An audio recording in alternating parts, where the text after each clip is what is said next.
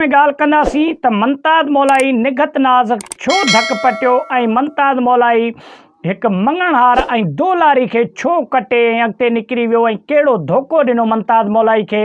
तफ़सीली video में ॻाल्हि कंदासीं। वीडियो किथां सुठो लॻे लाइक ऐं शेयर कयो, चैनल खे सब्सक्राइब करे सुठो कमेंट ॾेई पंहिंजी राय जो इज़हार लाज़मी ॾींदा। दोस्तो मां तव्हांखे हिकिड़ी ॻाल्हि ॿुधाईंदो हलां त मुमताज़ मौलाई निघत नाज़ जा खोड़ सारा चर्चा सोशल मीडिया ते अॼु ताईं बि वायरल आहिनि ऐं पुराणे ज़माने में बि वायरल हुया। दोस्तो इहा बि ख़बर तव्हांखे हूंदी त जेको आहे सो मुमताज़ मौलाई निघत नाज़ पाण जे विच में हिकु तमामु गहरो रिश्तो हुयो ऐं निघत नाज़ खे निघत नाज़ बणाइण वारो बि मुमताज़ मौलाई हो, जंहिं तमामु घणी महिनत कई निघत नाज़ सां हिकु फ़नकार सिंध जी जेका आहे फ़नकार बणाइण में। लेकिन मुमताज़ मौलाई जॾहिं नियापो मोकिलियो निघत नाज़ ॾे शादीअ जो त छो निघत नाज़ मुमताज़ मौलाई खे ठुप जवाबु ॾेई छॾियो ऐं उन चयो त मां तोसां शादी न कंदुसि। त दोस्तो ही कहाणी आहे। असलम हिकु दोलारी हुयो जेका निघत नाज़ सां गॾु जेको आहे सो गाननि वग़ैरह में दोल वग़ैरह वॼाईंदो। असलम मीराणी उहो मंगणहार हुयो ऐं दोलारी हुयो।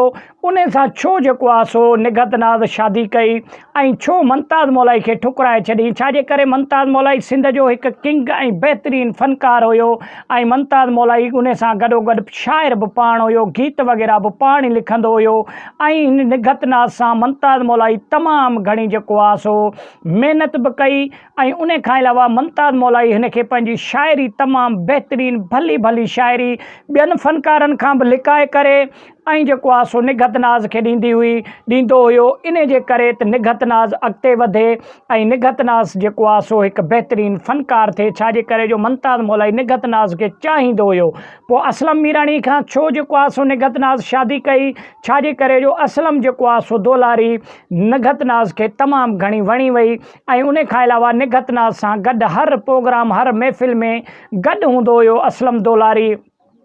पोइ इन जे करे निघत नाज़ जेको आहे सो मुमताज़ मौलाई खे ठुकराए करे निघत नाज़ जेको आहे सो वञी असलम मीराणीअ सां वञी शादी कई। त दोस्तो इहो हुयो अॼोको वीडियो किथां सुठो लॻे लाइक ऐं शेयर कयो, चैनल खे सब्सक्राइब कयो, सुठो कमेंट ॾेई पंहिंजे राय जो इज़हार लाज़मी